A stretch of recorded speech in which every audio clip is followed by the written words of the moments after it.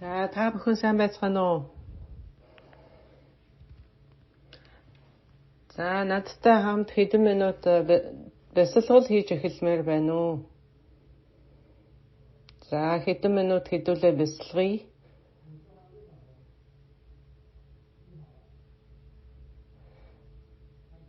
За ингээд одоо урд нь бясалгал хийж исэн энэ талаар мэдлэгтэй хүмүүс нь Берузана бурхны 7 цагт бясалгалын судлаар суuna. За тиймгүй хүмүүс бол зүгээр өөрт тохиромжтой байдлаар хамгийн гол нь нуруу ихц. За ингээд би хит чангаж биш, хитрхи бие барьсан ч биш, хитрхи сулч биш.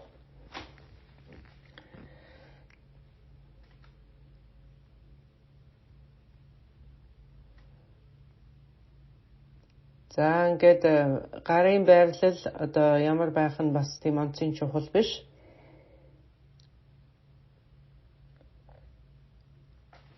За ингээд тааламжтай байдлаар сууж амьсгал дээрээ төгөлдөр орж гарах амьсгалыг ажиглана.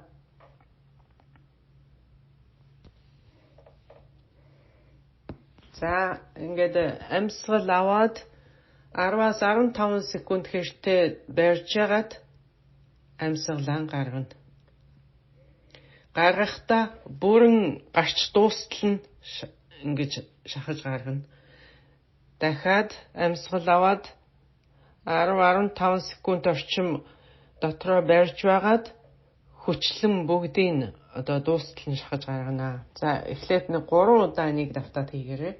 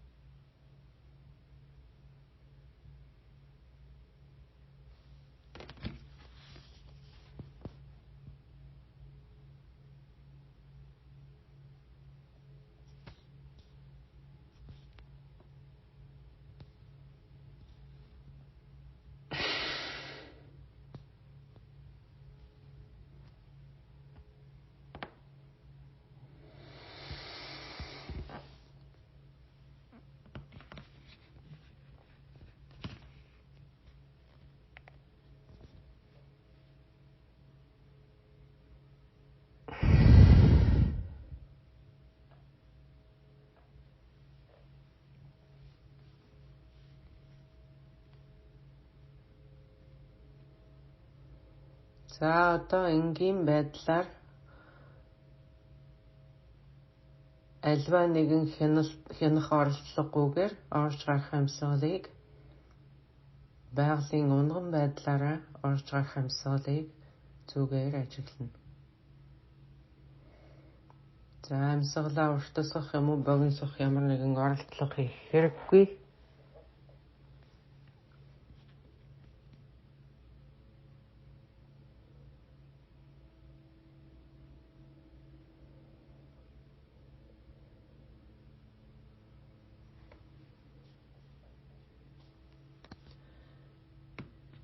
Төвлөрөхөд сэтгэл төвлөрч чадахгүй байгаа хүмүүс зөвхөн амьсгалаа анзаарах хэрэгтэй. Орж гарах амьсгалыг зүгээр ажигл.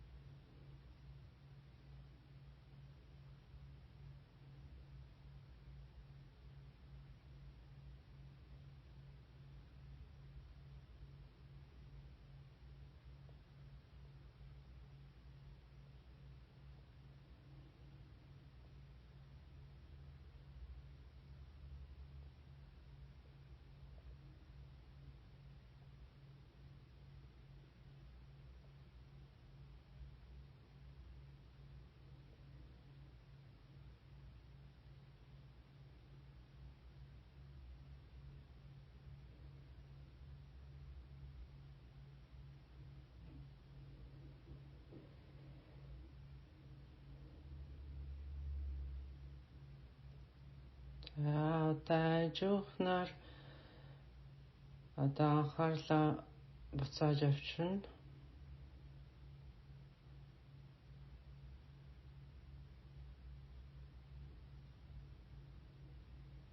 За ингээд хийж байгаа үйлдэл болгондоо ухамсартайгаар ажуухнаар нүдээ нээж ажуухнаар энгийн байдалтай буцаж орно.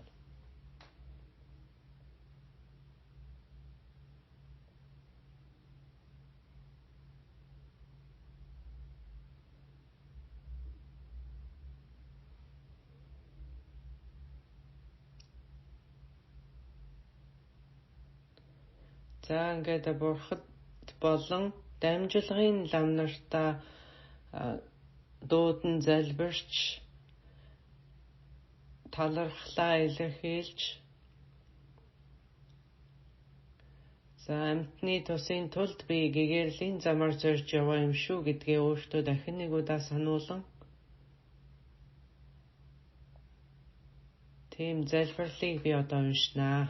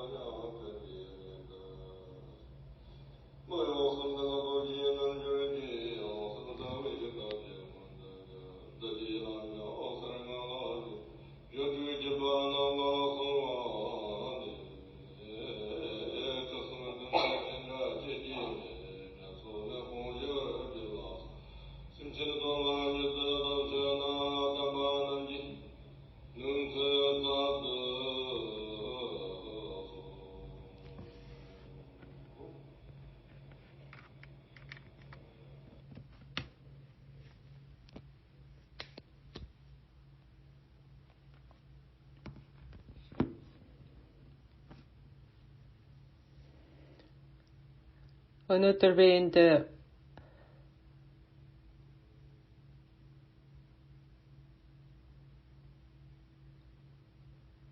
орчин цагт 59-ыг хэрхэн дадуулах вэ? Шунлыг яаж уруулах вэ? Ашигтайгаар уруулах вэ гэдэг сэдвээр би ярилцсан.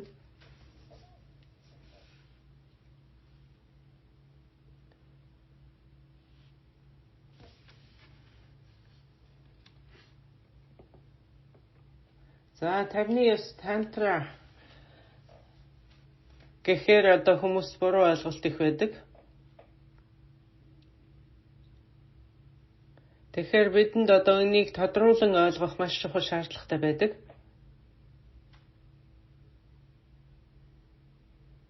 За тэгж сайн тодорхой ойлгохгүй бол бид энэ замд амжилт олно гэхэд хэцүү юм. Тэгэхээр энэ 59 тантрын сургаал, дандрын сургаал гэж бодохдоо, гэж ойлгохдоо бид яг юуг орхигдуулаад байна? Юуг бид буруугаар үзээд байна?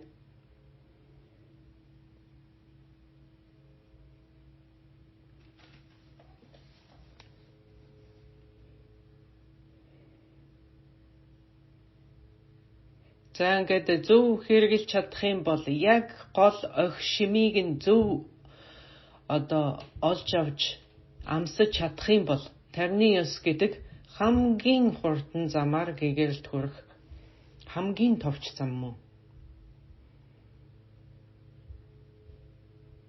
Тэгээ зарим хүмүүс бол 59 хэтэрхий өндөр.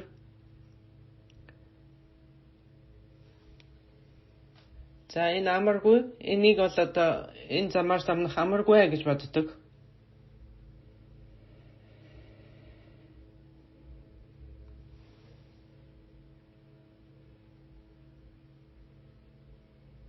За ингээд 50-ны замаар явах юм бол нэгэн насанд хүн гэгэрлийн хутгийг олох боломжтой.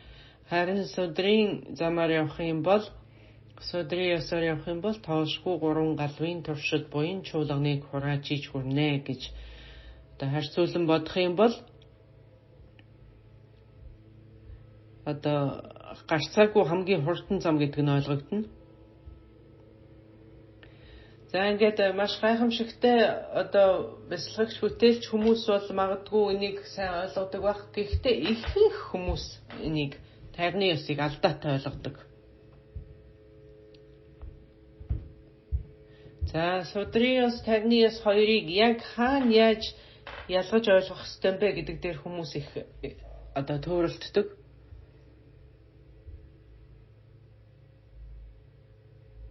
За судрын ёс бол шалтгаан ба үр дагаврын хуулинд суурилж бүх юм шалтгаан ба үр дагавраас хамаарна гэж үздэг.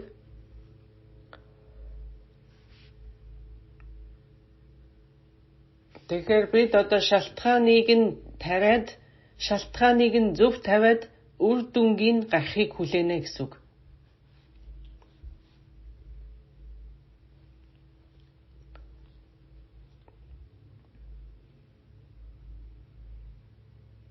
За бид ингээд янз бүрийн өвс, арвай, буудай, жимс, ногоо тариад дараа нь ургацаа авахыг хүлээдэг шүү дээ. Тэрнтэй л адилхан.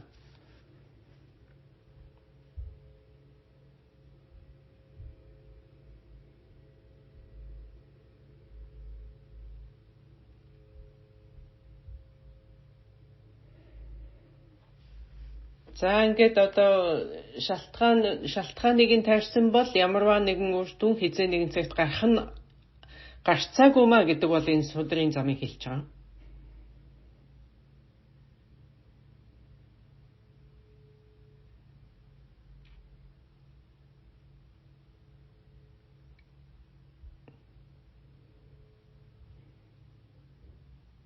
За ингээд 50-ны ёсонд бол шалтгаан ба үр дагавар нь нэгэн зүйл юм а гэж үздэг. За энэ дээр бол олон хүмүүс төөрөлддөг.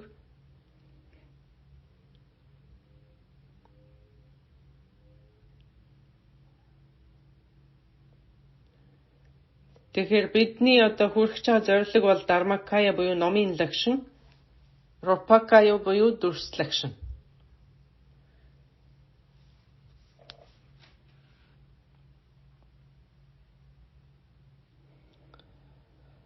За хоёр чуулганыг хураагаад хоёр үнэнд суурлаад хоёр чуулганыг хураах замаар хоёр лагшин олно гэдэг нь энийг хэлж байгаа.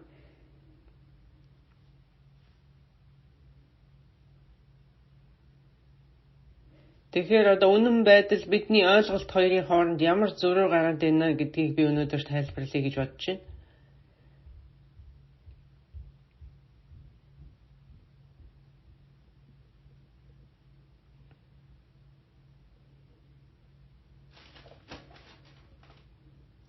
За ингээ буддийн сургаалууд яагаад ийм олон ийм давхаргын сургаал байдаг юм бэ гэдгээс эхлэе. зарим хүмүүс тэдгээрийг бол хооронд нь бүгдийг хольж шутгаад одоо доогуур давхаргын үзэл бодлыг одоо дээд түвшинд аваачаад энэтэй зохицолдохгүй байна, зөрчилдөж байна гэж бодоод байдаг.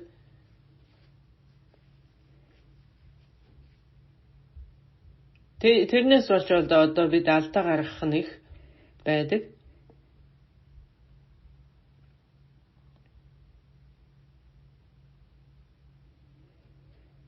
За тэрний ёс бол одоо үр дагаврын хөлгөн.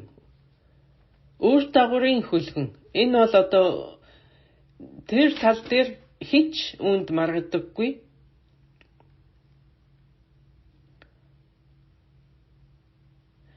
Өөрсдийн сөрөг сэтгэлийн хөдөлгөөн одоо энэ Нисванасын 5 хор гэж нэрлэдэг тэдгээр сөрөг сэтгэлийн хөдөлгөөнийг бид өөрсдийнхөө замаа болгож ашиглах.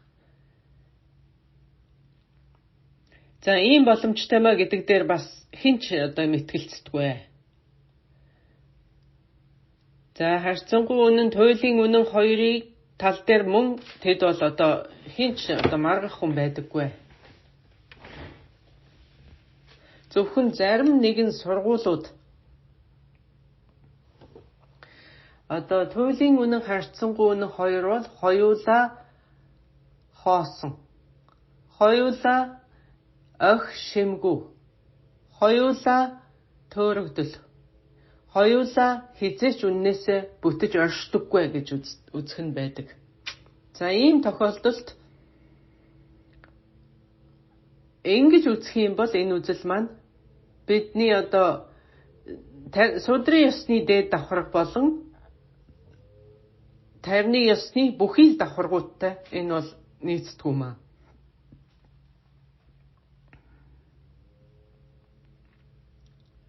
За тэгэхээр энэ үзэл бол жоохон асуудалтай байх нь.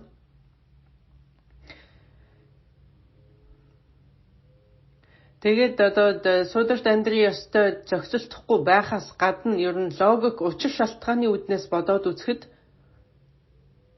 хэрвээ энэ хоёр үнэн хоёулаа энэ тэнцүү хоосон юм бол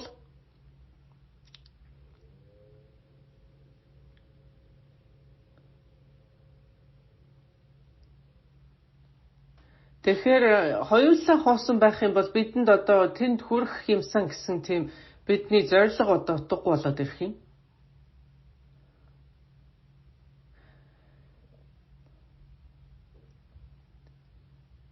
За зөв үзэл нь юу юм бэ гэх юм бол за туйлын үнэн бол өөрөө үгийн хоосон биш юм аа.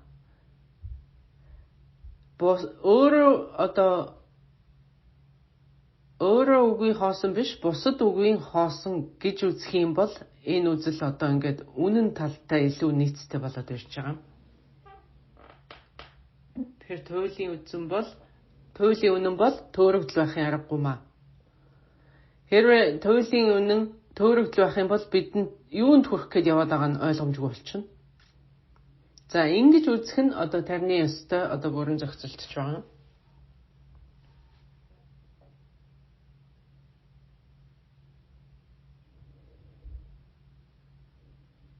Тэгэхээр тарны ёс бол уг, суурь болон зорилго нь хоёулаа нэг зүйл юм аа. Яагаад гэвэл бид бурханлаг чанарт хүрэх чаа бидний зорилго. Тэгвэл бидний суурлах суур маань бас дахиад бид өөрсдийнхөө бурханлаг чанар суурлах юм. Тэгэхээр суур ба үр дагавар нь нэгэн зүйл гэж энийг хэлж байгаа. Тэгэхээр бурханлаг чанар гэдэг хов хоосон байх юм бол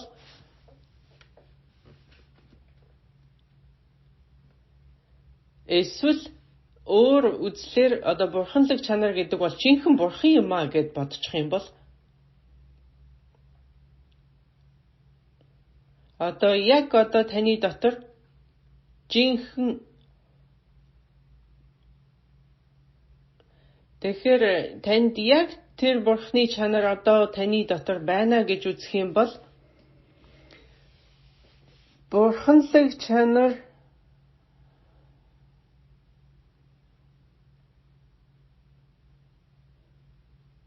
Одоо тэгэхээр энэ бол одоо ингээд ер нь бол одоо яг үгэн дээр л зөвлөлтүүд байгаа болохоос биш одоо цаад утга нь бол нэг гэж хэлж болох юм. Бидний дотор яг жинхэнэ бурхан байна уу? Бидний дотор тийм бурхан болох чадвар нь байна уу? Чанар нь байна уу?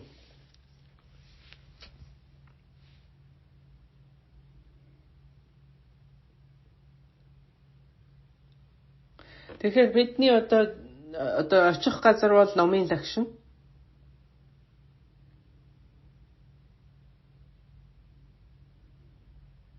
Тэгэхээр одоо бид энэ дадлага тэнд хүрэх замдаа бид номын лагшинтай өөрийгөө ойртуулан одоо дасгах тийм замыг бол хэрэглэж байгаа юм.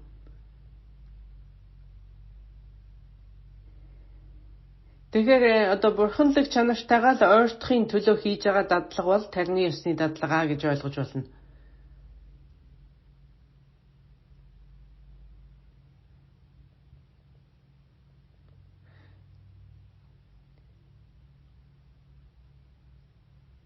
Тэгэхээр таны одоо 5 хор Нисванысын 5 хор гэдэг байгаа ч гэсэн бурханлаг чанартай холбоотой. Яагаад гэвэл бурханлаг чанар гэдэг маань туйлын уур хилэн, туйлын шунал, туйлын мунхаг одоо тэд цөм тэнд байж байгаа юм. Тэгэхээр одоо ингээд судрын ёсонд та энэ 5 хорыг одоо арилгах хэрэгтэй, үүнийг тасдаж хаях хэрэгтэй, үндсээр нь сух татах хэрэгтэй гэж үздэг бол тарины ёсонд эдгээрийг харин одоо бэлгүүнд нь 5 бэлгүүнд оруулах хэрэгтэй л гэж үздэг юм аа. Тэгэхээр тэдгээрийг одоо өөрийнхөө замд замнах, өөрийнхөө зам болгон ашиглах, өөрийнхөө замд хэрэглэх багаж хэрэгсэл болгон ашиглах.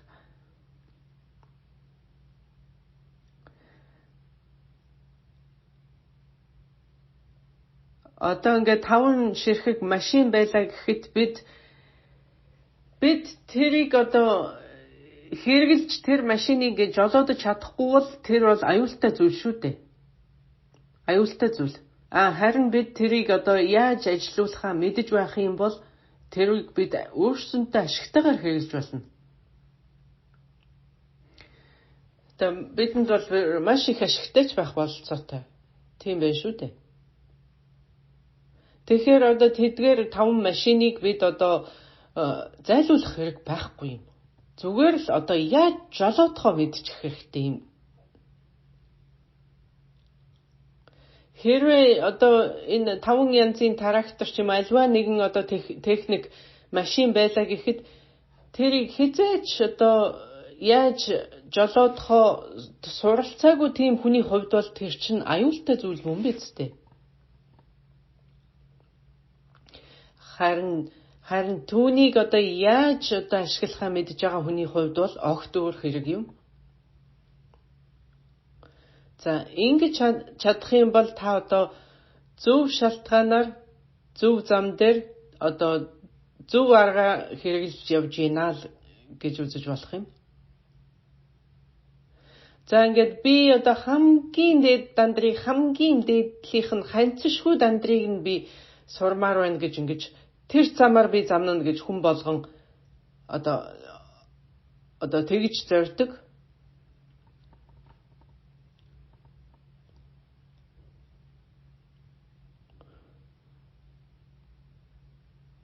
За ингээ би уур хилэнтэйгээ тэмцэх ёстой, би шунал муухагтайгаа тэмцэх ёстой, би тэднийг зайлуулах ёстой, би тэднээс салах ёстой гэж бодож байгаа бол тэр бол тарины ёс биш ээ.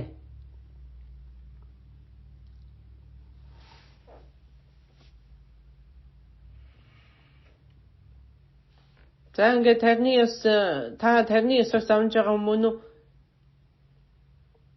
За ингээд муу яагаад гэвэл би одоо тарины ёсны дадлагыг хийдэг, би ядан бурхныг тэгэд дүрсэлдэг, би ийм дүрслэл үүсгдэг, би ийм үүсгэл хийдэг гэж ингэж ярьж байгаа хүм. За тийм хүмүүс бол одоо энэ бол хоёр дахь зүйл. Энэ бол хоёр дахь зүйл. Энэ нэгдүгээр гол зүйл бол биш юм. Хамгийн гол шим нь та өөрийнхөө бурханлаг чанарт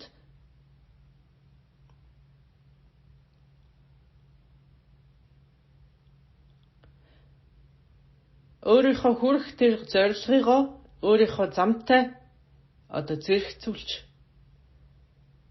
давхцуулж ингэж үзэх юм бол тарны ёс болчихж байгаа.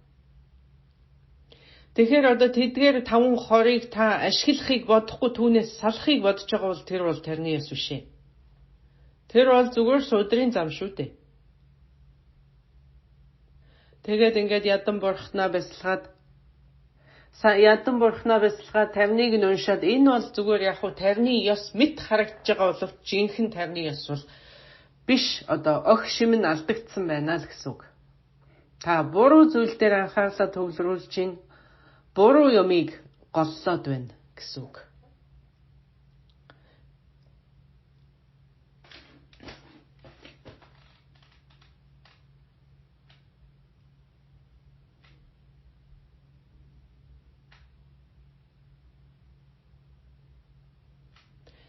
Бидний хүрэх гээд байгаа зорилго номын лагшин маань бидний дотор байж байгаа түүн дээрээ суйрлах юм аа. Суур үрдүн хоёр нь нэг гэдгийг нь би ингээ ойлгоод авчлаа. За тэгэд мэдчлээ. Тэгэд яаж?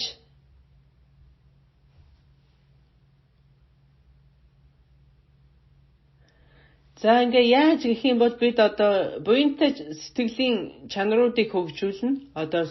Сүсэглэх, бишрэх, дээдлэх, итгэх, зориулах. Тэгэхээр эдгээр чанаруудыг хөгжүүлж бид өөрсдийн 5-20-ыг яаж бид бэлгүүнд оруулах юм бэ?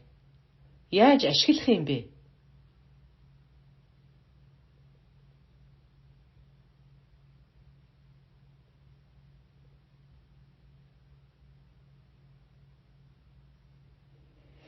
За ингээд энийг яаж ашиглахын тухайтад бидэнд маш олон янзын зам байгаа гэдгийг санах хэрэгтэй.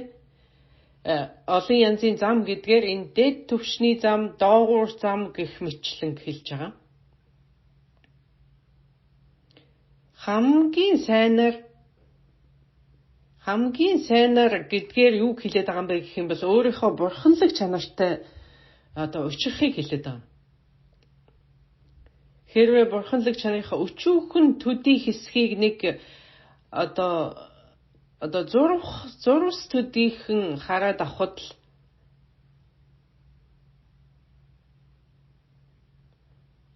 өөр хилэн 5-20 бүгдээрээ энд таны тэр нисванысын 5-20-т чинь тавууланд нь нөлөөгөө үзүүлчихнэ.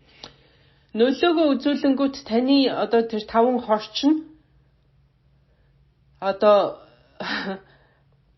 тэд бол яг өөрсдөө байж ахта тэд энерги байхгүй. Тэд бол энерги, 5 төрлийн энерги.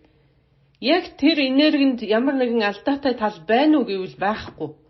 Тэр энергийг зөв ашиглаж чадах юм бол бэлгүүн болно. Тэр энергийг ашиглаж чадахгүй тэднийхээ эхэнд орчхоор эн чинь нисванас болчихж байгаа. Хэрвээ та хизээч энэ онгоцыг энэ пуужинг хизээч та жолоодоход суралцаагүй бол тэр бол тэрний эхэнд орчих юм бол та маш аюултай шүү дээ. За тийм тохиолдолд бол маш аюултай хортой. Харин та тэрийг яаж ашиглахаа мэдэж байгаа тохиолдолд түүнийг та өөрийн тусад яаж хэрэглэж болно.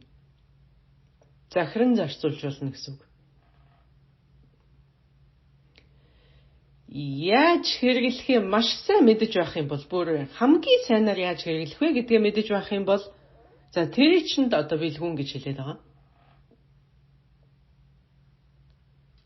За тэгэхээр бурханлаг чанараа би яаж харах юм бэ? Яаж би түүнтэй очих юм? Яаж түүнийг мэдрэх юм? Гэсэн асуулт эндээс гарч ирнэ. Тэгвэл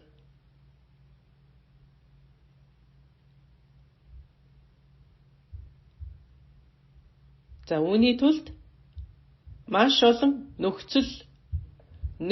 зөв нөхцөл шалтгаанууд бүрдчиж энэ бурханлаг чанараа хүн мэдэрдэг.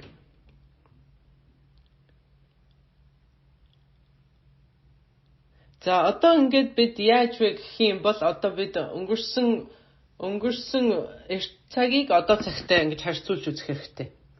За эрт цагийн хүмүүс бол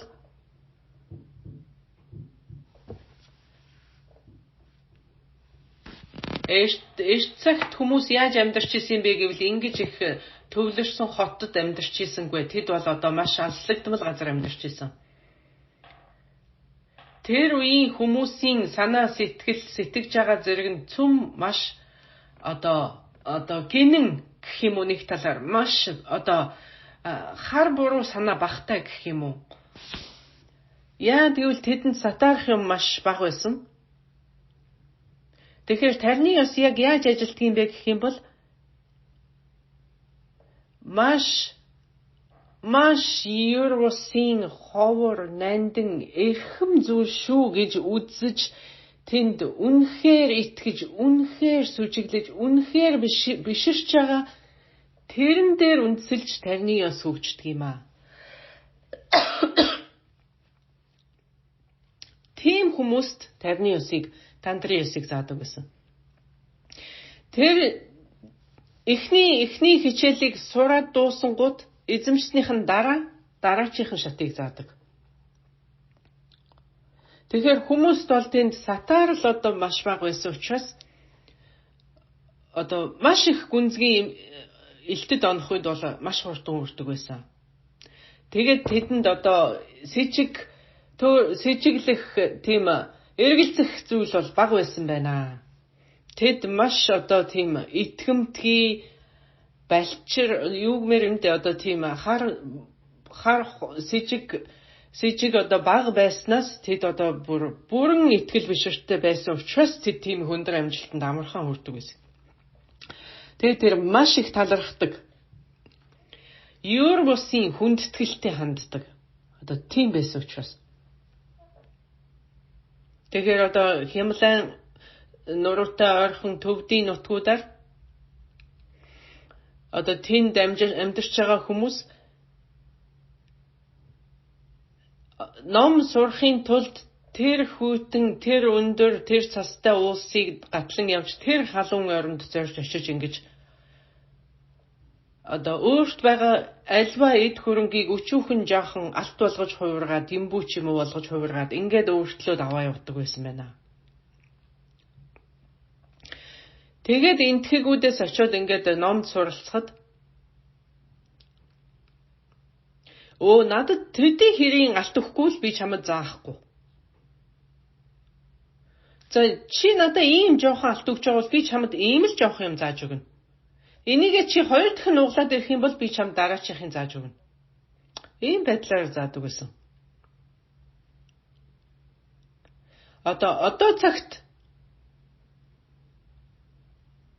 Одоо цагт хүмүүст ингэж хэлэх юм бол хүмүүс яах вэ? Нэг ч минут тэсэж сонсох хүн байхгүй шүү дээ. Одоо бол зүгээр надад хэрэггүй эн чинь түгэлгээл яваад өгнө үстэй. Тэгэхээр одоо цагт бол ингэж талархаж, баясаж, эрхэмлэн, нандинан үзэх хүмүүс цөөхөн болсон байна.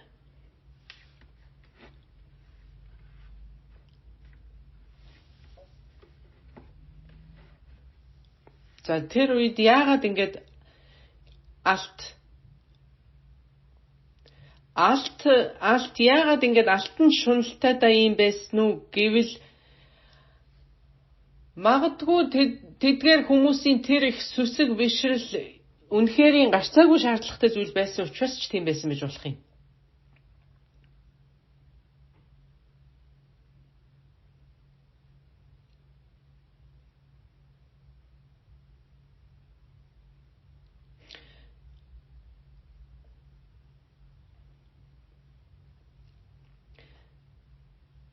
Хэрвээ одоо бүх юм таны үеийн хувилбар юм бол одоо та түүнд ингээд чин сүжгээр сүсгэлснээр одоо яагаад болохгүй гэж Одоо цагт бол гэтэл чинь одоо тийм биш болсон байх шүү дээ.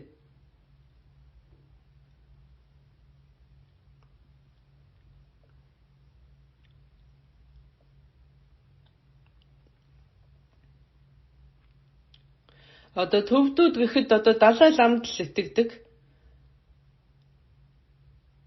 Одоо би зөвхөн төвдүүдийн талаар ярьж байгаа юм биш шүү. Тэгэхээр энэ орчин цагт бол яагаад ингэж байдал ийм одоо хүмүүсийн сэтгхүү өөрчлөгдснөөс болоод энэ бүхнийг ойлгоход бол маш амаргүй байгаамаа. Энэ орчин цагийн хүмүүст одоо асар их мэдлэг байгаад байгаа. Бүр асар их мэдлэг хуримтлуулчихсан байгаад байгаа байхгүй юу? Одоо тарих толгоогоо дүүртэл нь мэдээлэлээр цуглуулсан. Тэгэл одоо ямар нэг мэдэхгүй юм гарахад одоо хурууны үзүүрээр хэдхэн товчон дээр дараал одоо интернетээс ингээ бүх юм олоод авчиж шүү дээ. Тийм учраас танд талархах сэтгэл байгаад байгаа. Тэгээд танд эргэлзээ. Маш их худлаа мэдээлэл зөндөө одоо энэ тарих угаах явдал их байгаа учраас та одоо альва юмд эргэлзэх, сэжиглэх тийм тал маш их.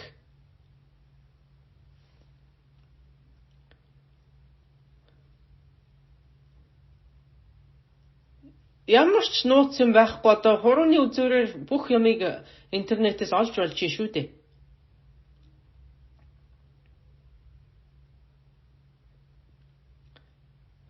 За одоо итгэхийн аргагүй их мэдээлэл бол онлайн дээр байж байгаа. Одоо ийм тохиолдолд бид одоо яах ёстой? Тэгэхээр эрт цагийн тэр чанаруудыг бид стил одоо олж авах хэрэгтэй.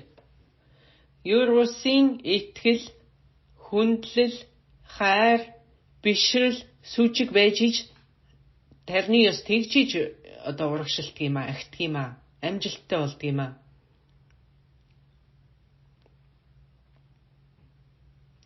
За ингээд ямар ч тийм хүмүүс одоо байхгүй дийд гэж бол хэлээгүй шүү. Маш бага хэмжээтэй боловч одоо тийм бүтээлчд бол бий.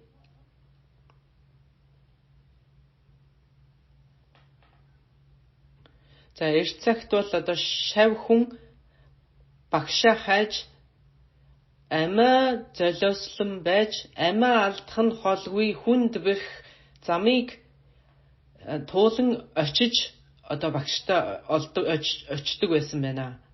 Одоо гэтэл багшаа хайгаад явж байгаа хүн гэж байхгүй юм шүү дээ. Одоо цагт бол харин ч багш нар нь өөрсдийгөө сурталчилж хей би ийм хичээл заах чи шүү. Ийм зар сурталчилгаа маягаар ингэж явж ийж энэ хүмүүсийн анхаарлыг татаж байна шүү дээ. Тэрнээс өөр арга энд байхгүй байгаа хгүй яг одоо цагт бол. Танд сайн сэтэл байна уу, муу сэтэл байна уу? Ялгаа байхгүй. Өөрөөр хийх арга алга орчин цагт бол. Хин ч одоо таныг хайж ирж багшаа ирж хайж олж ингэж суралцж байгаа юм алга байна шүү дээ. Бүх юм таны утсан дээр байж байгаа юм чинь. Багш болоод яд энд бүх мэдээлэл нь байж байгаа юм чинь. Тэгэхээр бүх юм ингээд бидэнд маш олдоцтой учраас одоо ямар ч төсвөр төвчээр байхгүй ингээд ямар ч одоо төсвөр хатуужил байхгүй. Сахилга байхгүй.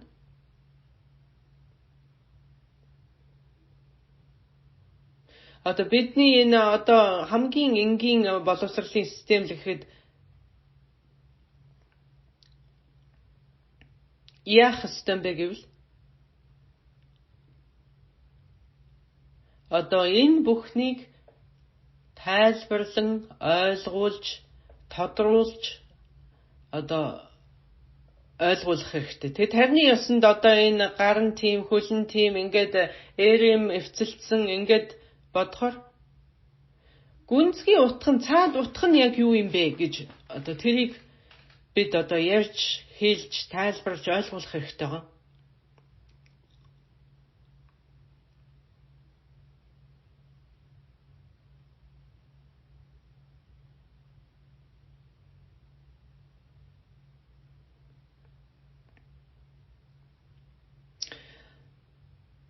За ингээд бид одоо тайлбарлаж ойлгуулахаас шүү одоо арга байхгүй. Тэр бол цорын ганц арга.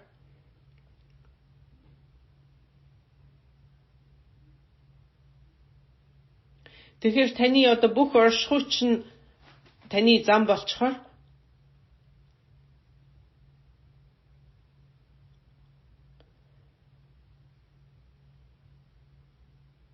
эрт цагт байсан шиг тэр их олон нөхцөл болцоог одоо бид бүрдүүлэхийг хичээх хэрэгтэй. Тэгэхээр бага наснаасаа эхлээд суралцаж зан төлөвшил тогтохдоо одоо ингээд ёс суртахуунтайгаар одоо эрт цагт яадаг байсан бэ гэхээр тэр бүхнийг хар багаас нь ингээд дадлагжуулж явахдаа яг эцсийн зорилго чи юу юм бэ гэдгийг тэдэнд хэлдэггүй байсан. Тэд зүгээр л би энийг дагаж явах хэрэгтэй, ингэх ёстой л гэж явж байгаа л хүрдэг байсан. Одоо цагт бол ингэснээр надад ямар ашигтай юм бэ гэж асууж байгаа. Одоо цагт бол одоо энийг тайлбарлахаас шаарахгүй. Тэгээ жинхэнэ тарны ёсыг бол одоо ингээд танилцуулахаас шаарахгүй болж байгаа.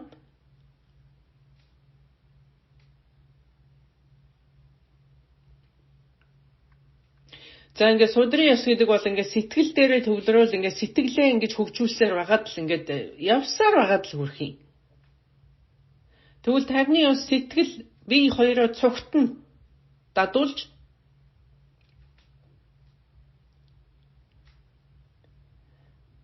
за ингээд нэг асуудал байгааг хэлэхээ марцсан байна.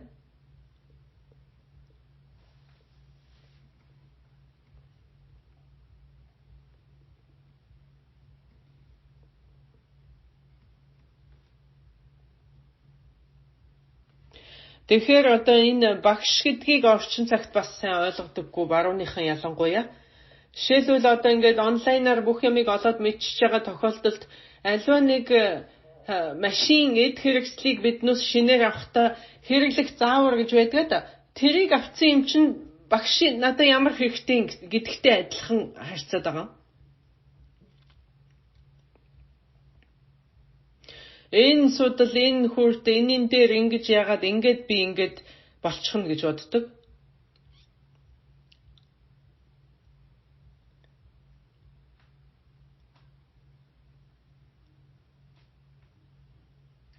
Тэгэхээр та одоо цэцэрлэгч явахгүй, сургуульд явахгүй, юуч явахгүй бүх юмыг одоо ингээд уншаад ойлгочноо гэж бодож байгаа бол одоо тэрнтэй бол адилгүй маа. Тэгэхээр энэ бол зөвхөн сансрын энэ мэдлэгийг бид ярьж байгаа шүү. Гэгэрсэн мэдлэгийн тухайд бол альва нэг нь талархан бишрэх сэтгэлгүйгээр одоо яагаад ч урагшлахгүй.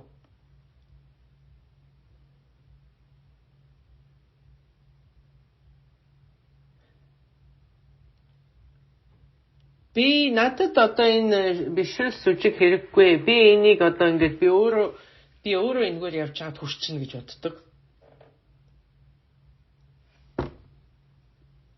За баруунд бол одоо Христийн шашинтайгаар холбоотойгоор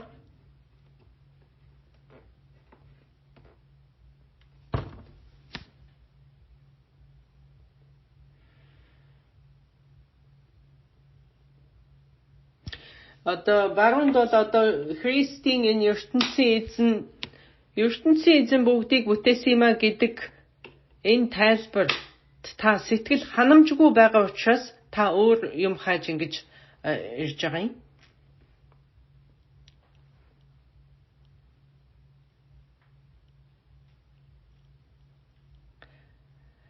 Тэгэхээр бурхан багш бол одоо та надад итгэх заавал албагүй.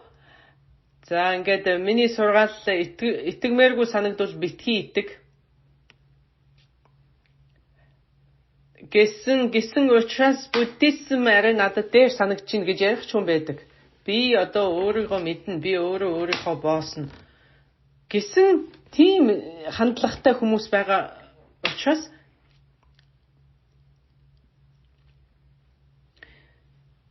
Ингээд одоо ямар ч асуулт тавьж болно, ямар ч юмтай мэтгэлцээнд одоо хийж болно гэхээр энэ чинь харин бололцооны зүйл байна гэж.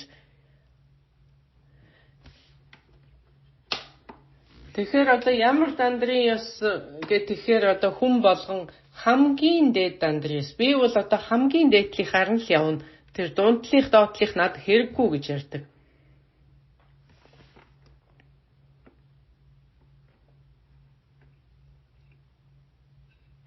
Тэгэхээр Христийн шашин шүтдэг байсан хүн альва нэгэн асуулт юунд ч бүү атга зүгээр л итэг.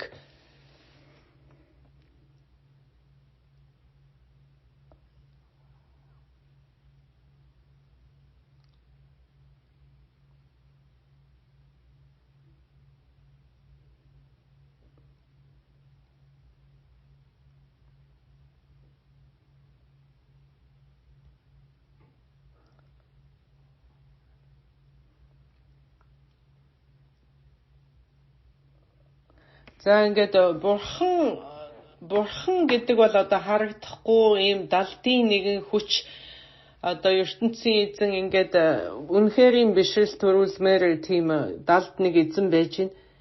Одоо тэрэнд итгээгүй ингээд тэрийг одоо ингээд тэрнээс татгалцсан хүн одоо ламд итгэнэ гэдэг бол бүр илүү хэцүү юм болж байгаа. Бидэнтэй л адилхан хүн байж идэг. Ямар ч тийм бурханлаг юм харагдахгүй байдаг.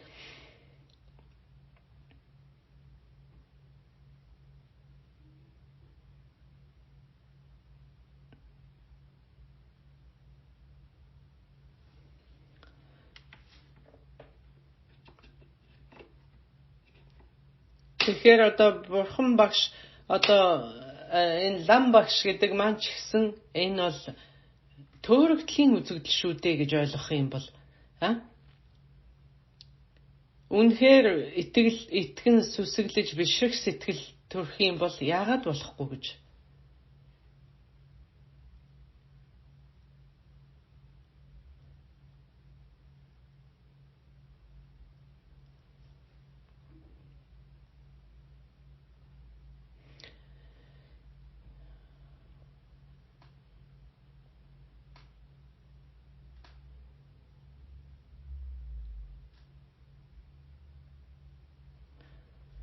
За ингээд би тавны ёс биш би судрын ёсоор явна. Бурханд итгэе, номд итгэе, хуурагт итгэе. Би багшийг бол тоохгүй гэж одоо тэгж үзэх хүмүүс байдаг.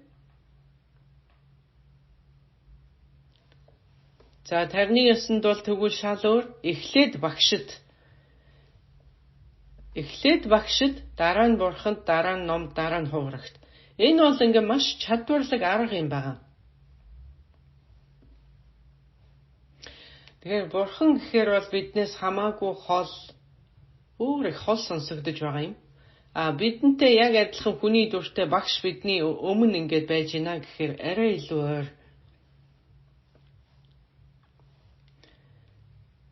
Тэгээд багштай итгэл, хайр, сүжиг байх юм бол маш амжилттай явах болцоотой.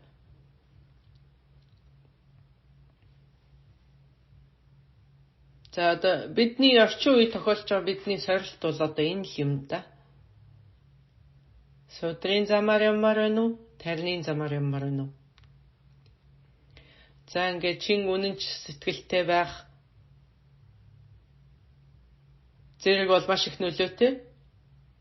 Тэгээд одоо орчин цагт бол ингээд сансрын бүх амжиргаа, ажил төрөл бүх юмаа гүйцэлдүүлэн хажуугаар энэ дадлагаа хийн таны эго чинь тэнд ингээд байж байгаа гэд ингээд бодохоор тэгэхээр чин үнэн сүжиг бишрэл хайр энерлиг ингэж төрүүлэх маш чухал. Хэрвээ танд одоо хайр энерги байх юм бол итгэл сүжиг аяндаа төрнө.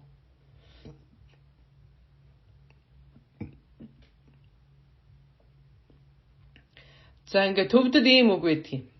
Энэ баруун зүгийг одоо лам багш чинь зүүн зүг инэ гэх юм бол та зүүн зүг инэ гэж бодох хэрэгтэй гэсэн үг гэдэг. Хэрвээ та тийм тохиолдолд энэ зүүн биш штэ, энэ баруун зүг штэ гэж бодох юм бол танд одоо багшд эргэлзэх сэтгэл байна л гэсэн үг. Тэгэхээр өөрийн багшийг бол одоо эгэл хүмүүсээс илүү хүндлэх ёстой. За тэгж байж одоо таны сүсэг үшрлийн замд амжилт гаргах тэр нөхцөл нь бүрдэх юм аа.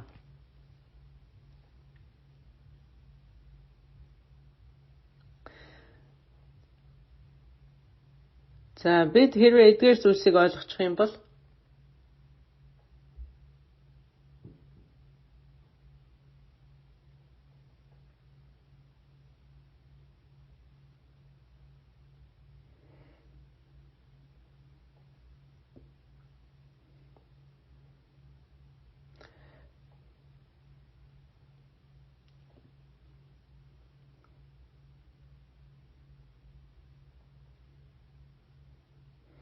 тэгэхээр ингээд одоо та багшигаа хүндлэн бишрэх сэтгэл өсөхийн таны тэр сэтгэл нэмэгдэхийн хэрээр таны багш бол ер усын болж байдаг. Ер усын одоо болж байдаг. Тэгэхээр энэ бол багш өөрчлөгдөд байгаа юм биш, таны түүнийг харах, таны түүнийг хүлээн авах тэр байдал өөрчлөгдөд байгаа маа.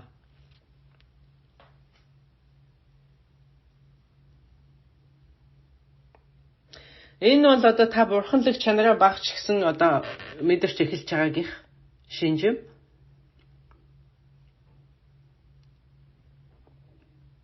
Тэгэхээр бурханлаг чанараа өчүүхэн төдийч гэсэн мэдрэхэд таны одоо сэтгэлийн нисванасын 5 хорыг одоо дарангуйлна гэж хэлж байна шүү дээ. Тэр 5 хор чинь 5 хүчрхэг энерги байж байгаа. Тэрийг та хэрхэн жолоодох аргад суралцчих юм бол та өөрийнхөө зорилгод тэрийг одоо ашигтайгаар өөрийнхөө ашиг тусанд ашиглаж болохоор болж байгаа.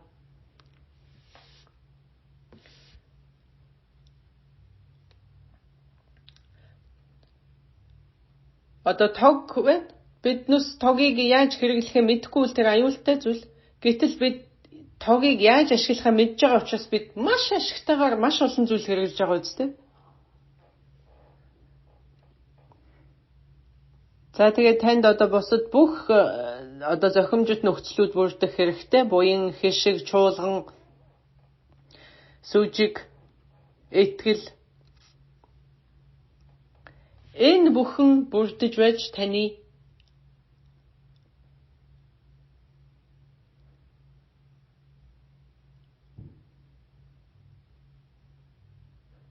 одоо энэ хайр инрэл бүхэн чинь таны хамгийн нарийн төвшний одоо бурханлаг чанарыг чинь идэвхжүүлчихдэг гэж ойлгож байна.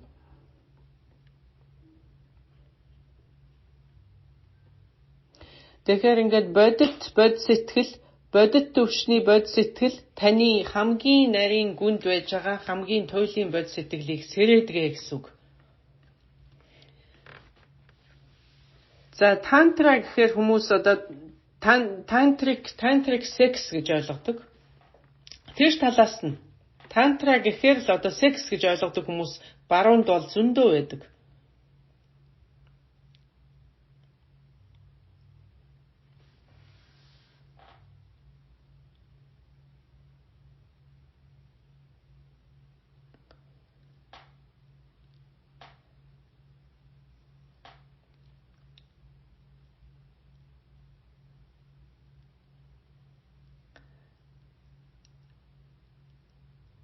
Нарийн төвшнийхөө бурханлаг чанарыг одоо өчүүхэн төдийч гэсэн ингээд идэвхжүүлээд ирэхээр таны хийж байгаа хамгийн энгийн үйлдэл хүртэл бурханлаг үйлдэл болж хувирдаг юм аа.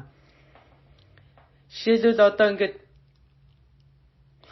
тэгвэл энэ одоо ингээд таны одоо гараж дотор чихээстэй байгаа тэр олон хог новшнуудаас ингээд хооронд нь зүүгээ зохицуулаад ингээд маш чухал хэрэгтэй зүйлийг бүтээдэгтэй л адилхан юм. За ингээд одоо тантрын секс тарны ёсыг одоо секс гэж боддог хүмүүсийн тухайтад энэ бол одоо тарны ёсыг үзэж байгаа маш өчүүхэн маш явцуу тал юм аа. Яагаад гэвэл та одоо өдрийн хэдэн цагийг секс зарцуулж чадах вэ?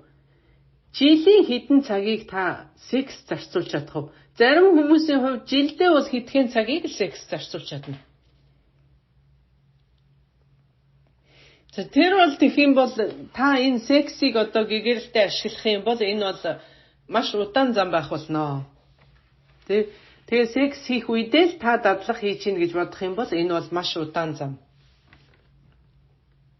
Түн шиг удаан зам байхгүй.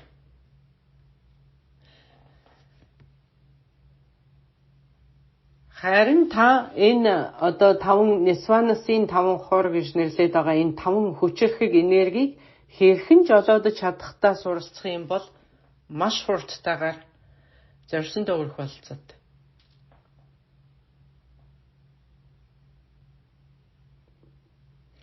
Тэгээ чадварлагаар хэрэгжилж чадвал таны цуглуулсан тэдгээр хог новшин дундаас одоо маш гайхамшигтай чухал хэрэгцээтэй зүйл босгож болж байгаа тэрнтэй л одоо зүйрлж болох юм.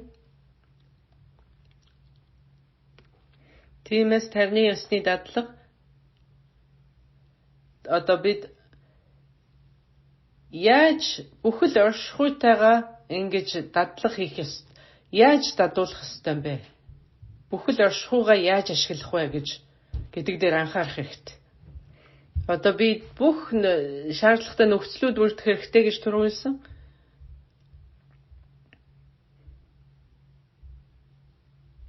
Тэгэхээр одоо энэ бурханлаг чанарыг мэдрэхэд бидэнд маш их нөхцөл хэрэгтэй. Тэр бол амаргүй бидэнд маш их одоо буян чуулганыг хураах, инэрл нэгүсэл бүх зүйл хэрэгтэй.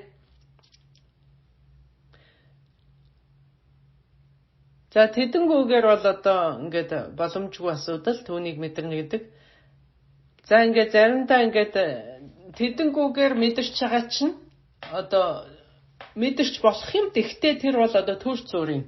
Төвдөр энийг нэм гэж нэрлэдэг. Заримдаа гарч ирдэг, заримдаа алга болдог тийм зүйлийг хэлдэг юм аа. Жинхэнэ бурханлаг чанараа мэдрэхэд бол тэр гарч ирээд тэр одоо чамаа хүссэн цагт гарч ирээд хүсээгүй үед алга болдог тийм зүйл байдаг юм аа.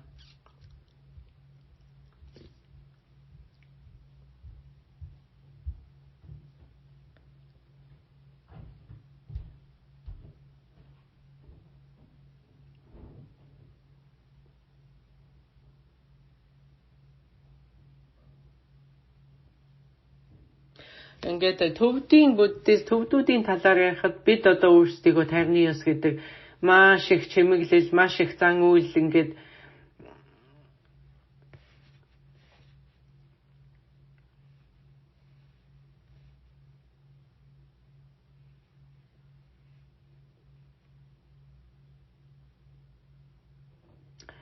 хамгийн одоо төвөгтэй зүйлийг хийдэг хүмүүс чинь төвдүүд шүү дээ. Би бол энийг хаанч хэлнэ. Одоо нэг л зан үйлгэхэд өстэй хэдэн мянган хуудас юм материал байдаг. Тэгээ тэр нь яг дараалалаараа явахгүй эндээс тэндээс буцаад эндээс гэд ингэж явдаг.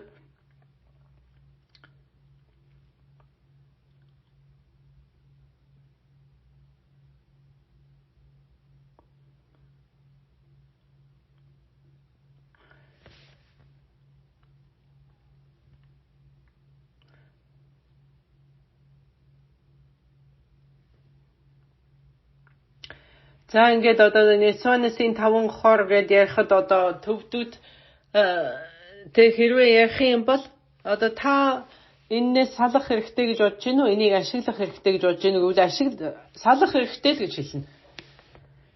Ихэнх хүмүүс нь тэгж хэлнэ.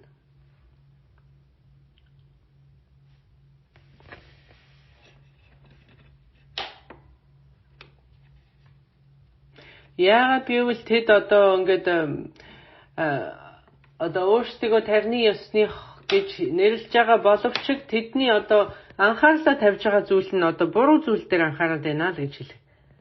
Хамгийн гол зүйл дээр анхаарахгүй байна гэсэн үг юм аа.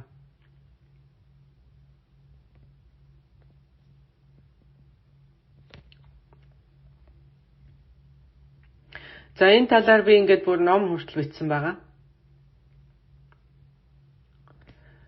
За хүсэж шунал энэ зэргийг одоо яаж өөрийнхөө зорилгод замаа болгож ашиглах юм бэ гэдэг. Одоо төвд хэл дээр бичигдсэн байгаа, өөр хэл дээр бол одоо орчуулагдаж амжаагүй байгаа. За энийг бичих болсон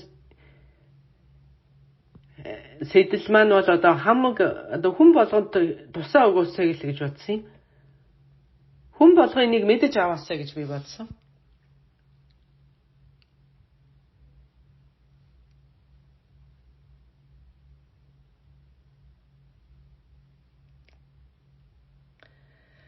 За ингээд одоо бүх сайн нөхцөл бүрдэх юм бол одоо 50-ны яс хөгжих бололцоотой гэж би түрүү хэлсэн.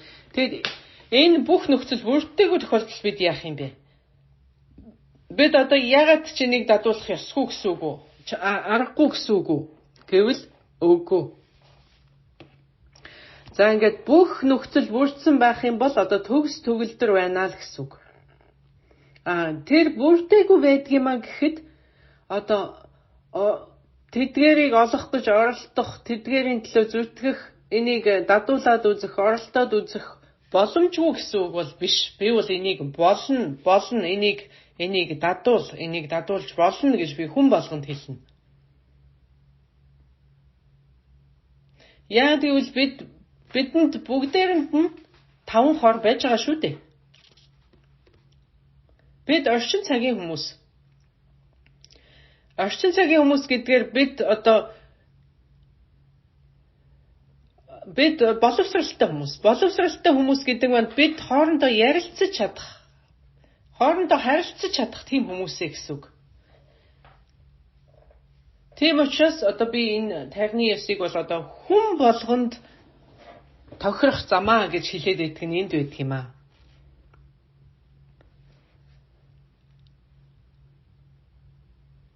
Ганцхан юун дээр л бид алдаад байна гэвэл энэ 5 хорыг бид яаж 5 хүчрхэг энерги байж байгаа шүү дээ. Өөрийн энерги яг энерги чигээрээ бол ямар ч муу зүйл биш өөрөө бол. Тэрийг бид буруу ашиглаж чадахгүй байгаа болохоор бид буруу хор болгочиход байгаа юм.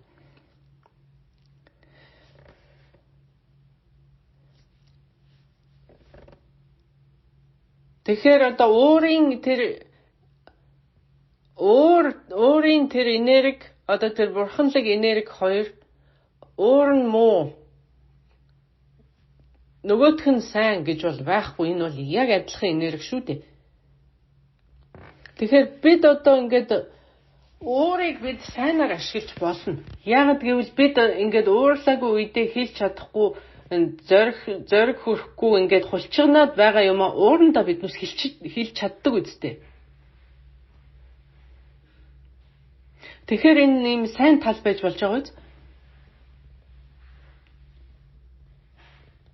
Тэг хамгийн гол нь бид одоо энэ өөрийн энергийг бид яаж зөв ашиглах вэ гэж бодохгүйгээр тэрэндээ ашиглуулж чад байгаадаа л одоо гэмн байгаа юм.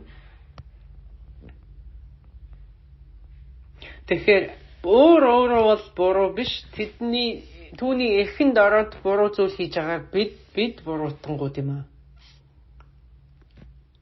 За энэ талаар ер нь зааж байгаа сургууль гэж байна уу? Та хэдэд ер нь заасан хүмүүс гэж байна уу? Хинч байхгүй шүү дээ. Энд бид өөрөө өөрсдийгөө л дадуулахгүй юм бол хинч бидэнд энийг заахгүй. Ялангуяа хүсэл шунал. Хүсэл шунал гэдэг бол гайхамшигтай сайхан энерги шүү дээ. Бид энэ хүсэл шуналыг одоо зөвхт нь жолоодох юм бол одоо ямар гайхамшигтай сайхан энерги гэж бодно. Бид одоо ямар үед хүсэл шуналаа гаргах ёстой вэ? Ямар үед зогсох ёстой юм? Тэр бүхнийгээ бид мэдж авах хэрэгтэй. Яаж одоо машин жолоодоход бид тэгдэг шүү дээ. Ямар үед бид тоормос гიშгэх ёстой, ямар үед удаашрах ёстой, ямар үед акселерейт болох ёстой юм. Тэрнтэй л адилхан. Өөр хэлэн одоо атаагорсол тэр бүхнийг одоо яаж зөв ашиглах юм бэ? Гэдэгт бид өөрсдийгөө суралцах хэрэгтэй. Тарны ёсны гол огшим нь бол тэр байгаа юм.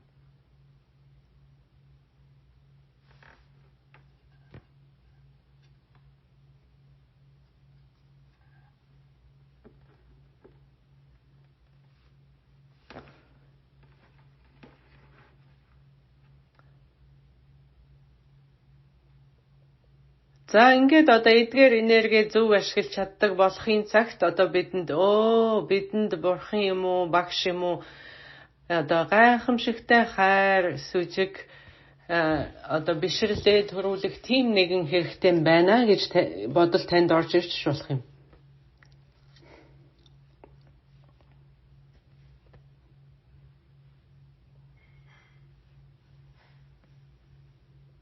Тэгэхээр одоо аливаа нэгэн алдаа эндэгдэл гаргана гэж айх шаардлагагүй. Ямар ч алдаа гаргасан та цааш үргэлжлүүлэх боломжтой. Тэгэхээр одоо энэ байнга л одоо ахиж дэвшиж тэгж явах ёстой. Бидэнд алдаа гаргадаггүй хүн нэг ч байдаггүй үстэй. Ямар ч алдаагүйгээр амжилт гарна гэж байдаггүй үстэй.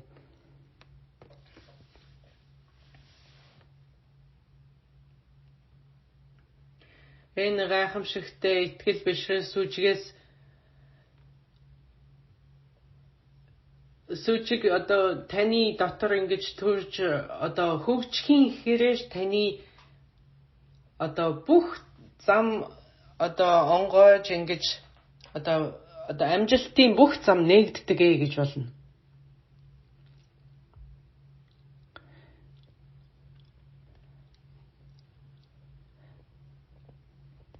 За энэ орчин цагт бол одоо тарны ёс бол нууцлаад байх юм энд бол байхгүй маа гэж би үздэг. Яагаад гэвэл одоо бид яаж ч нууцлыг ч гэсэн нууцлах арга байхгүй юм шүү дээ.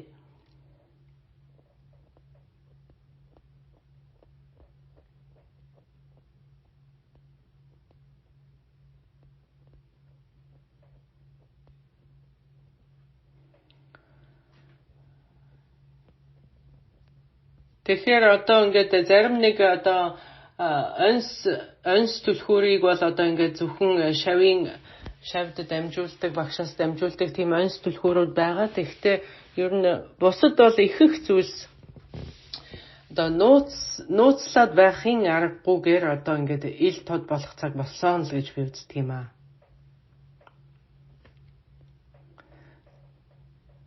Ингээд та бүхэн асуулт асууна уу? Надтай мэтгэлцэх юм байна уу? Одоо юу?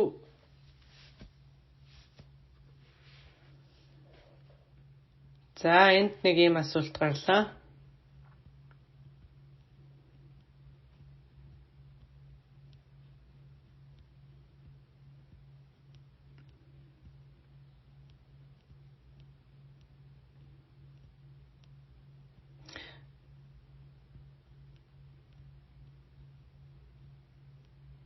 За ингээд та одоо авшиг дамжлага өгөөд ингээд дадлага өглөө гэж бодъё. Одоо бүрэн хэмжээний биш хагас дутууч болсон дадлага.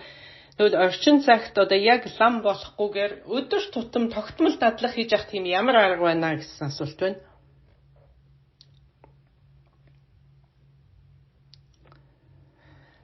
За ингээд энэ замд бол хэдийн нэг талаар итгэж гисэн ингээд энэ талаар зам нь яг шийдчихсэн байгаа тийм хүний хувьд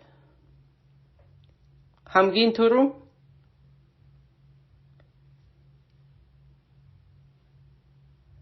хайр, бишрэл хоёрыг ойлгох хэрэгтэй. Багшаан дээдлэх хайр бишрэл. Хүний дүрээр байж байгаа багшаа дээдлэх хайрлах сэтгэлийг одоо хөгжүүлэх хэрэгтэй. За ингээд хүний дүрээр байж байгаа багшигаа чаддгүй мэхэд бурхан, ядам одоо бурхны дүр байна уу, дүрс байна уу, баримл байна уу? Одоо тэр бол бас нойлоос юучгүй байснаас хамаагүй дээр. За ингээд үүний дараа хоёр дахь нь бол танд одоо гарцаагүй дамжлах хэрэгтэй. Үнэн урсгалаас гарсан тасалдаагүй дамжлах.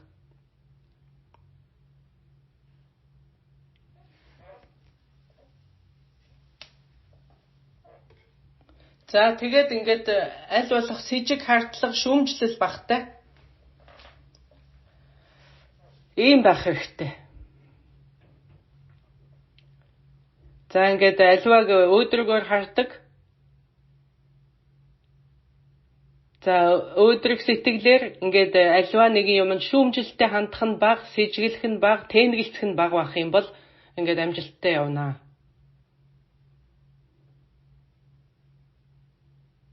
За тэгээд одоо өөрийнхөө ажил төрөл өдөр тутмынхаа амьдралд энийг одоо байнга холбож нэгтгэж бодох хэрэгтэй.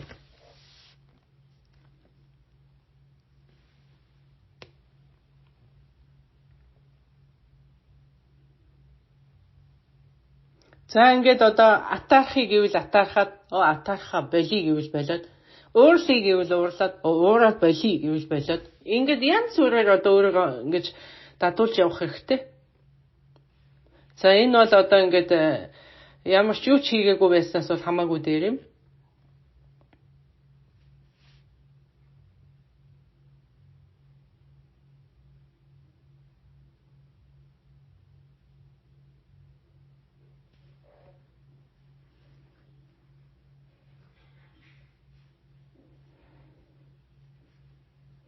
За таныг хэн гэдэг хүн бэ? Би тантай танилцсандаа их баяртай байна.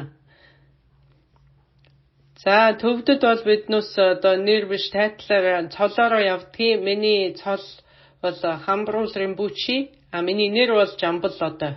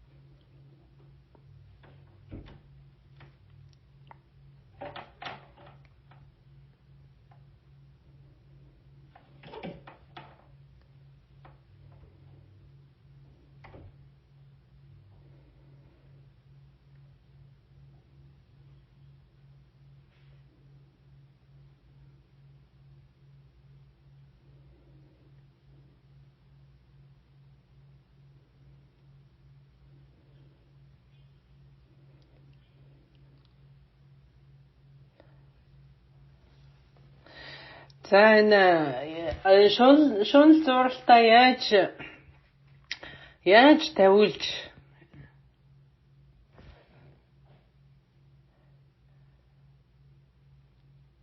хүсэл шунал зуралтаа одоо яаж ингэж тавьж явуулах тийм сайн арга.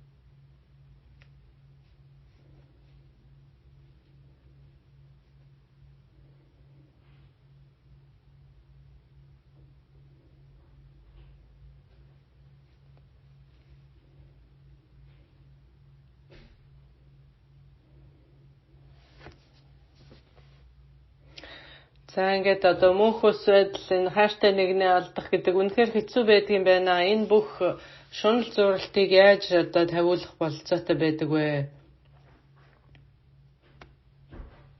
Гэсэн асуулт байна.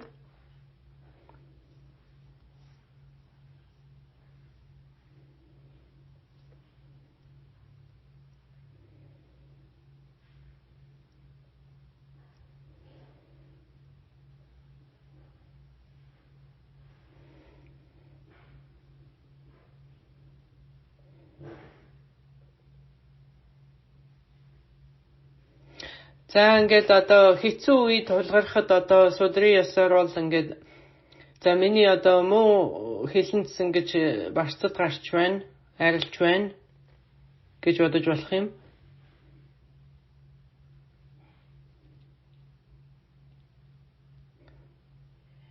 За ингээд өөрийн энэ миний амсж байгаа энэ зовлонгоос одоо хэдэн сая дахин илүү зовлонг би амсаж болох байсан юм аа. Гэтэл одоо ийм өчүүхэн зовлон болж ингэж арилж байна гэж бодож болох юм.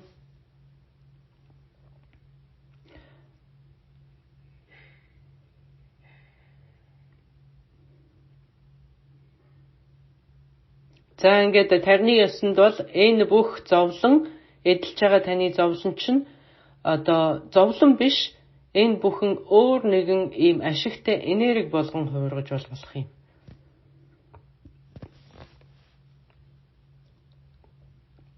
За дараагийн асуулт байна.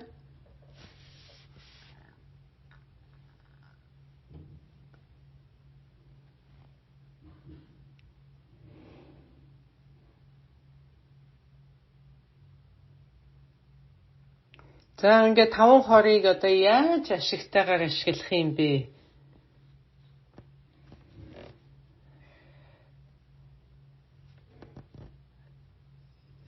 Яаж арилгах юм бэ? За арилгах гэдэг бол одоо судрын ёсонд байдаг арга гэж би танд хэлсэн. Тарны ёсонд бол тэдгэрийг арилгах биш, тэдгэрийг ашиглах, уруулах хэрэгтэй гэж.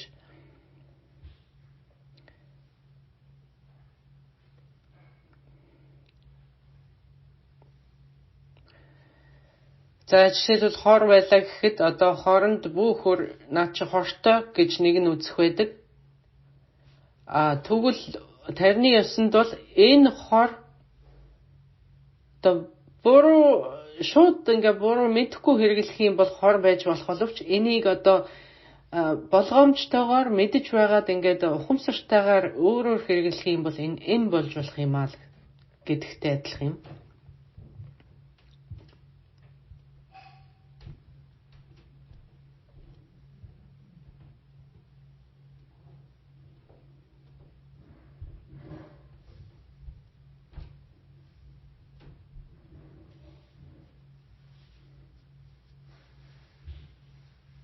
За ингээд одоо шуунал гэдэг бол танд одоо ямар нэгэн зүйлийг хүсэх юм маш их одоо дуртай зүйлийг одоо их таалагдсан зүйлээ ингэж таашаах сэтгэл одоо тэрийг олж авснаар та одоо жарган сайхан мэдрэмж төрнө гэж бодож байгаа.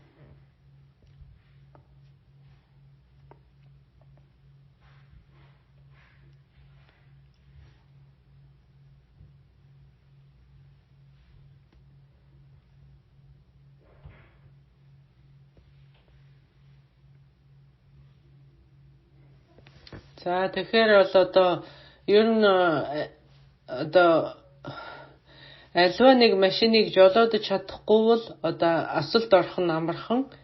Тиймээс түүнийг бол одоо ингэж амын залж жолоодож уран чадварлагаар жолоодож сурах хэрэгтэй л гэдэгтэй адилхан.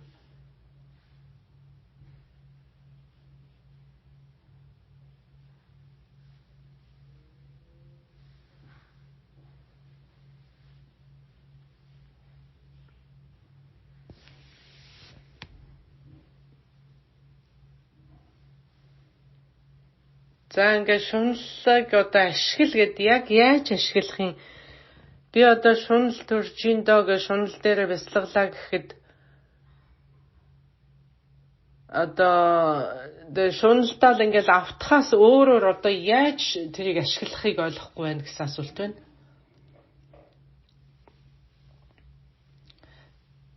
За тэр шуналынхаа тэр энергийг та яг хаана юунд хэрэглэх вэ гэдгээ бодох хэрэгтэй. Жишээлх юм бол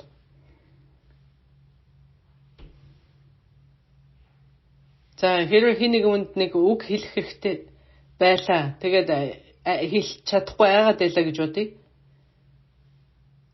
Ууртай үедээ гэтэл та уураа хүрэхээр хэлцдэг шүү дээ.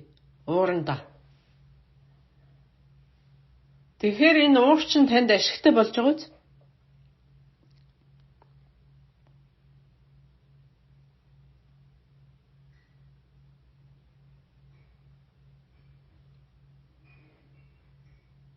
За эглийн үед одоо бүтээж чадахгүй байгаа зүйлээ уурандаа ингээд бүтээчих гинэ гэдэг нь одоо ашигтайгаар ашиглаж болох юм аа л гэсэн санаа юм.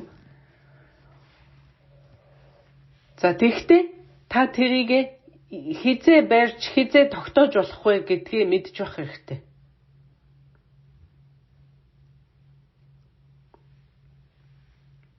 Та зогсоо яаж хаана хизээ яаж зогсоо мэддэг байх хэрэгтэй.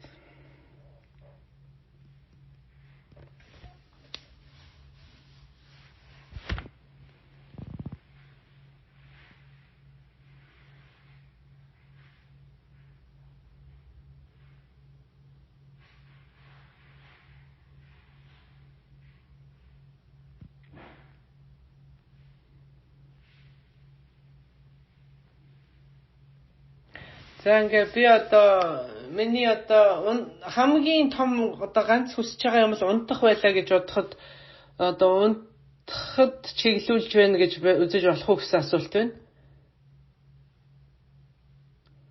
Унтах хүслийг бол одоо хүсэл шунал гэж одоо би бодохгүй байна.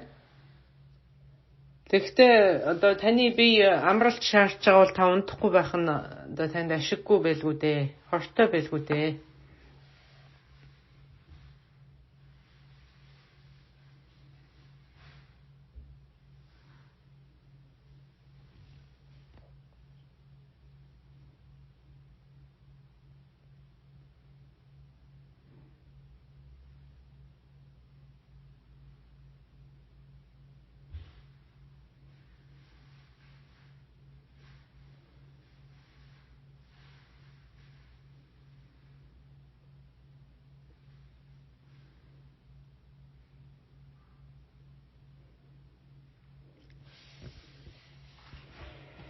За энэ бусад үгийн хоосон гэж түрүүн та ярьсан. За тэр талаар тодруулж асууж байна.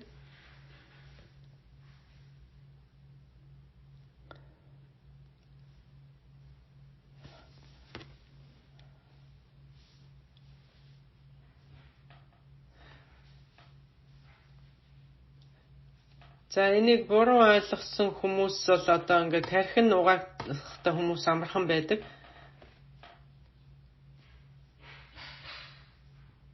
Хэрвээ туйлын үнэн мөн харьцангуй үнэтэй адилхан огшимгүй юм бол одоо бидний одоо зорж явж байгаа гэгэрэлч гэсэн одоо ингээд утгагүй болох юм аа.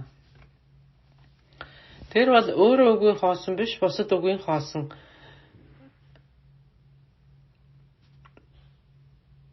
Хэрвээ та одоо зүүдэндээ ингээд хартаар зүүдлээ гэж бодоход сэрсэн хойно энэ зүгээр зүүд байсан юм биш үү гэд ингээд тайвширдаг.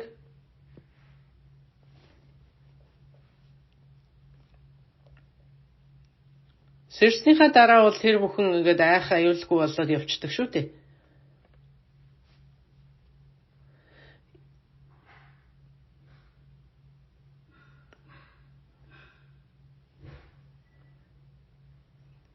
За энэ сансрын оршихуй бол төөрөгдөл. За миний энэ бие гэж бодоод байгаа бол үнэхээр бие биш. Миний үнэн мөн чанар бол бурханлаг гэгэрсэн чанар. Тэгэхээр бидэнд одоо ингээд барьж авах нэг юм байгаа үз. Найдах нэг юм байгаа үз. Хэрвээ тэр маань ч гэсэн энэ харьцангуй үнэтэй адилхан төөрөгдөл юм бол тэгвэл харин яах болж чинь? Тэгвэл одоо яах ч арга болчихно үст те.